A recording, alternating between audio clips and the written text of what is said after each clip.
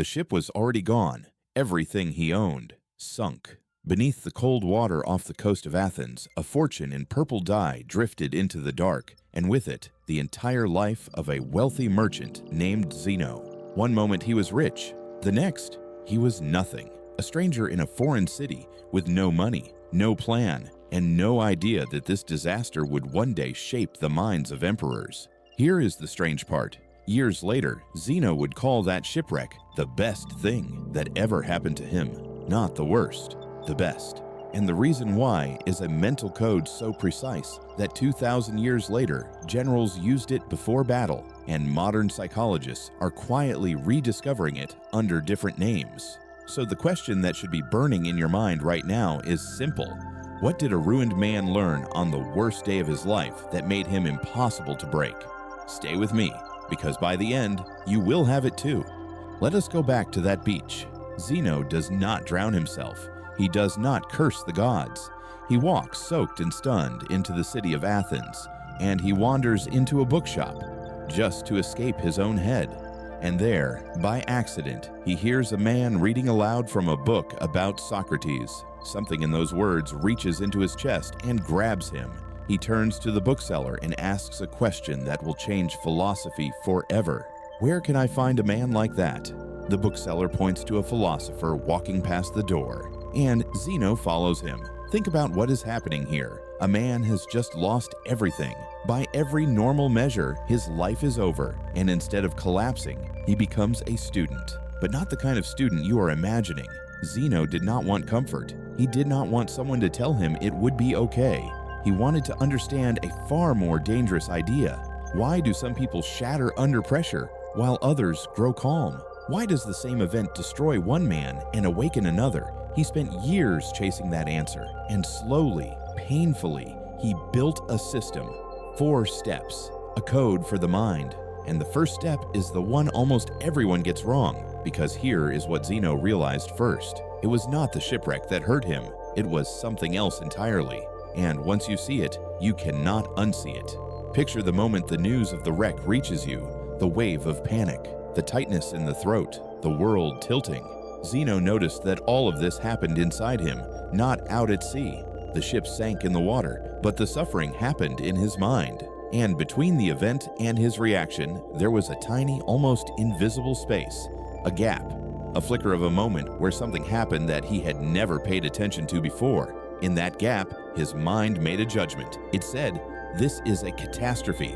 I am ruined. I cannot survive this." And it was that judgment, not the cold water, that flooded him with despair. This is the first step of Zeno's code. He called it, in his own language, the impression, the raw signal that hits you before you think. A message arrives, a car cuts you off, someone says your name in a certain tone, and instantly, before you choose anything, an impression lands in your mind, already dressed up as the truth. And you have felt this. The morning you did not want to get up, and a voice in your head said, "You are already failing." The text message that sat unanswered, and your mind whispered, "They are angry. They are leaving." The meeting where one raised eyebrow convinced you that everyone in the room could see you were a fraud. None of those were facts. They were impressions. Stories your mind told you in the dark, in a fraction of a second before you ever had a chance to vote on them. Zeno's terrifying insight was this: we do not react to the world, we react to our judgment about the world. And we almost never notice the judgment at all. We think we are responding to reality. We are responding to a story. So step 1 is not to control your emotions. It is something far stranger. It is to catch the impression before it becomes a belief. To see the story as a story, but catching it is not enough. Because here is where most people, even people who understand this idea perfectly, still lose control. They see the impression, they name it, and then they get swept away anyway. Why? That is the question Zeno wrestled with next. And the answer leads to the second step, the one the Roman emperors carved into their daily lives. Hold on, because this is where the code becomes truly powerful. The second step is the pause, the space between the impression and your response. Zeno taught that the moment an impression arrives, you have a choice that feels impossible in the heat of the moment. You can give your assent, or you can withhold it. Assent is the inner yes. It is the instant you agree with the story your mind handed you. Someone disrespects you. The impression says this is an insult. And the moment you say yes, that is true, the anger is no longer optional. It owns you. But Zeno discovered that the yes is not automatic. It only feels automatic because we have agreed so quickly, so many thousands of times, that we no longer notice we are agreeing at all. The pause is where freedom lives. It is the half second where you look at the impression and say, wait, let me see you clearly before I believe you. And this is exactly what modern science is now circling back to. Researchers studying the brain found that there is a measurable gap between an emotional trigger and the full flood of the reaction. The part of your brain that fires the alarm moves faster than the part that reasons, but the reasoning part can override it if you give it the one thing it needs: time. Even a breath, even a single second of delay can change which part of your brain wins. Zeno had no scans, no studies, no machines. He had a shipwreck and a quiet mind, and he found the same truth by feeling for it in the dark. Now think about your own hardest moments. The argument where you said the thing you could never take back. The email you fired off in a flash of heat. The moment you reached for the drink, the phone, the escape before you even decided to. Every one of those was a yes given too fast, an assent handed over without a pause. You were not weak. You simply never learned that the gap existed. Nobody showed you the door, so you never knew you could choose not to walk through it. This is why Zeno called philosophy a kind of training, not a set of ideas, because knowing about the pause does nothing. Practicing it changes your life. And he gave his students a brutal, beautiful drill to build it, which brings us to the third step. But before that, you need to understand the one distinction that holds the entire code together. Get this wrong, and the pause collapses. Get it right, and almost nothing can touch you. Here it is. The third step. Divide the world into two piles. Zeno taught that in any moment you must ask one question: is this up to me or not up to me?